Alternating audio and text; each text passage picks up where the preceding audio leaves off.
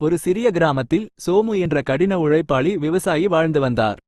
அவர் வசதியான மனிதர் அல்ல, ஆனால் அவரிடம் மிக மதிப்புமிக்க ஒன்று இருந்தது: நேர்மையும் அர்ப்பணிப்பும். சோமு சர்மா என்ற மதிப்புமிக்க நில உரிமையாளரிடமிருந்து ஒரு பெரிய நிலத்தை வாடகைக்கு எடுத்திருந்தார். ஒவ்வொரு காலையிலும் சூரியன் உதிப்பதற்கு முன்பே சோமு தனது வயல்களுக்குச் சென்று சோர்வில்லாமல் தனது பயிர்களை உழுது விதைத்து நீர்ப்பாசனம் செய்தார். அவர் நிலத்தை கவனித்தால் நிலம் அவரைக் கவனிக்கும் என்று நம்பினார். அவரது அர்ப்பணிப்பும் நேர்மையும் அவருக்கு நல்ல பெயரை பெற்றுத் தந்தது. ஷர்மா அவரை ஆழமாக நம்பினார். மற்ற வாடகைதாரர்களைப் போலல்லாமல் சோமு எப்போதும் வாடகையை சரியான நேரத்தில் செலுத்தினார், தனது பதிவுகளை நேர்த்தியாக வைத்திருந்தார் மற்றும் நிலத்தை நன்றாக பராமரித்தார். ஒரு மதிய வேளையில் ஷர்மா தனது வாடகைதாரர்களில் ஒருவரான கோபால் தனது விவசாய நிலத்தை தவறாக பயன்படுத்துவதாக கிராம மக்களிடமிருந்து புகார்களை கேட்டார். பயிர்கள் திருடப்பட்டன, மேலும் நிலத்தின் சில பகுதிகள் கவனிக்கப்படாமல் விடப்பட்டன. கிராம மக்கள் பேசும்போது சோமுவின் வயல் கோபாலின் வயலுக்கு அடுத்ததாக இருந்ததால் அவரும் இதில் ஈடுபட்டிருக்கலாம் என்று சிலர் சூசகமாக தெரிவித்தனர். சோமு எப்போதும் நேர்மையாக இருந்ததால் ஷர்மா அதிர்ச்சியடைந்தார், ஆனால் இந்த குற்றச்சாட்டுகள் அவரை தொந்தரவு செய்தன. விஷயத்தை தெளிவுபடுத்த விரும்பிய அவர் நேரடியாக சோமுவை எதிர்கொள்ள முடிவு செய்தார். அன்றைய தினம் ஷர்மா கடுமையான முகபாவனையுடன் சோமுவின் வயலை நோக்கி நடந்தார். தனது பயிர்களுக்கு தண்ணீர் பாய்ச்சிக் கொண்டிருந்த சோமு தனது நில உரிமையாளர் மிகவும் கண்டிப்பான முகபாவனையுடன் வருவதை பார்த்து ஆச்சரியப்பட்டார். ஷர்மா நேரத்தை வீணாக்காமல், சோமு, எனக்கு சில தொந்தரவான செய்திகள் கிடைத்துள்ளன. சில வாடகைதாரர்கள் நிலத்தை தவறாக பயன்படுத்துகிறார்கள், அதில் நீயும் ஈடுபட்டிருக்கலாம் என்று எனக்கு தெரிவிக்கப்பட்டுள்ளது என்றார். சோமு திகைத்து போனார். சந்தேகிக்கப்படுகிறோம் என்ற எண்ணத்தில் அவரது இதயம் மூழ்கியது. ஆனால் கோபப்படுவதற்கு பதிலாக அவர் அமைதியாகவும் மரியாதையாகவும் இருந்தார். ஐயா, இதில் எனக்கு எந்த சம்பந்தமும் இல்லை என்று உறுதியளிக்கிறேன்.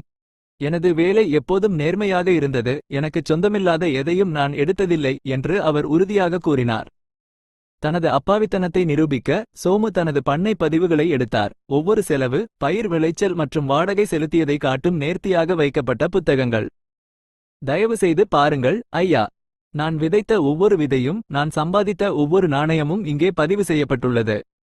நான் எதையாவது திருடியிருந்தாலோ அல்லது தவறாக பயன்படுத்தியிருந்தாலோ இவ்வளவு கவனமாக பதிவுகளை வைத்திருப்பேனா? ஷர்மா பக்கங்களை புரட்டினார். சோமுவின் நுணுக்கமான குறிப்புகளை பார்த்ததும் அவரது முகம் மென்மையாக மாறியது. சோமு உண்மை சொல்கிறார் என்பதை அவர் உணர்ந்தார். நிம்மதியடைந்த அவர் எல்லாவற்றையும் உறுதிப்படுத்த உறுதியாக இருந்த ஷர்மா அருகிலுள்ள வயலை தானே ஆய்வு செய்ய முடிவு செய்தார். அவர்கள் கோபாலின் நிலத்தை அடைந்தபோது உண்மை தெளிவாகியது. பயிர்கள் மோசமான நிலையில் இருந்தன, நிலம் சேதமடைந்தது. சில பகுதிகள் கைவிடப்பட்டன, மற்ற பகுதிகளில் அறுவடை காணவில்லை. கோபால் கவனக்குறைவாகவும் நேர்மையற்றவராகவும் இருந்தது தெளிவாக தெரிந்தது. ஷர்மா கோபாலை அழைத்து அவரை எதிர்கொண்டார். கோபால், நீ நிலத்தை தவறாக பயன்படுத்தியுள்ளாய், எனது நம்பிக்கையை மீறியுள்ளாய் என்று அவர் கோபமாக கூறினார். கோபால் தடுமாறினார், சாக்குப்போக்கு சொல்ல முயன்றார், ஆனால் ஷர்மா நம்பவில்லை. சோமு சந்தேகிக்கப்பட்டதால் இன்னும் கவலையாக இருப்பதை உணர்ந்த ஷர்மா, மக்கள் ஏன் அவரை சந்தேகப்பட்டார்கள் என்பதை சோமு புரிந்து கொள்ள உதவும் வகையில் பண்டைய பஞ்சதந்திரத்திலிருந்து ஒரு கதையை பகிர்ந்து கொள்ள முடிவு செய்தார். ஒரு காலத்தில் ஒரு சிறிய கிராமத்தில் ஒரு கடின உழைப்பாளி விவசாயி வாழ்ந்து வந்தார். அவர் தனது வயலில் மிகுந்த அக்கறையுடனும் முயற்சியுடனும் பயிர்களை வளர்த்தார். இருப்பினும் அவரது மகிழ்ச்சி குறுகிய காலம் மட்டுமே நீடித்தது, ஏனெனில் கொக்குகள் மற்றும் பிற பறவைகள் அவரது வயலில் இருந்து தானியங்களை உண்ணத் தொடங்கின. ஒவ்வொரு நாளும் அவை பெரிய எண்ணிக்கையில் வந்து பழுத்த பயிர்களை கொத்தி விவசாயியின் கடின உழைப்பை அழித்தன. தனது இழப்பால் விரக்தியடைந்த விவசாயி பறவைகளை பிடித்து அவர்களுக்கு ஒரு பாடம் கற்பிக்க முடிவு செய்தார். அவர் வயலில் ஒரு பெரிய வலைவலையை அமைத்து பொறுமையாக காத்திருந்தார். அடுத்த நாள் காலை எதிர்பார்த்தபடி ஏராளமான பறவைகள் வலையில் சிக்கின. அவற்றில் கொக்குகளுடன் சேர்ந்து தற்செயலாக சிக்கிய ஒரு நாரையும் இருந்தது. நாரை மற்ற பறவைகளிலிருந்து வேறுபட்டது. அவர் வயதானவர், புத்திசாலி மற்றும் தானியங்களை ஒருபோதும் திருடியதில்லை. அருகிலுள்ள குளங்களிலிருந்து சிறிய பூச்சிகள் மற்றும் மீன்களை சாப்பிட்டு அவர் உயிர் வாழ்ந்தார். தான் சிக்கியிருப்பதை உணர்ந்ததும் அவர் போராடினார், ஆனால் தப்பிக்க முடியவில்லை. விவசாயி வருவதை பார்த்து நாரை மடிந்த இறக்கைகளுடன் கெஞ்சியது, ஓ கருணை உள்ள விவசாயியே, தயவு செய்து என்னை விடுவியுங்கள். நான் அப்பாவி மற்றும் உங்கள் தானியங்களை திருடுவதில்லை. நான் பூச்சிகளை மட்டுமே சாப்பிட்டு வயல்களை சுத்தமாக வைத்திருப்பதன் மூலம் விவசாயிகளுக்கு உதவுகிறேன். இருப்பினும் விவசாயி நம்பவில்லை. அவர் நாரையை பார்த்து தலையை அசைத்தார். நீ அப்பாவித்தனமாக இருக்கலாம், ஆனால் நீ திருடர்களுடன் சேர்ந்து பிடிபட்டாய். தவறான நட்பை நீ தேர்ந்தெடுத்தால் அவர்களைப் போலவே நீயும் விளைவுகளை சந்திக்க வேண்டும். மேலும் கேட்காமல் விவசாயி வலையை சேகரித்து நாரை உட்பட அனைத்து பறவைகளையும் எடுத்துச் சென்றார். நாரை திருடியதா இல்லையா என்பது முக்கியமில்லை, திருடர்களுடன் அதன் தொடர்பு அதன் தலைவிதியை முத்திரையிட்டது. கதையை கேட்ட பிறகு மக்கள் ஏன் தன்னை சந்தேகப்பட்டார்கள் என்பதை சோமு புரிந்து கொண்டார். ஐயா, எனது வயல் கோபாலின் வயலுக்கு அடுத்ததாக இருந்ததால் நானும் நேர்மையற்றவன் என்று மக்கள் நினைத்தார்கள் என்று சொல்கிறீர்களா என்று அவர் கேட்டார்.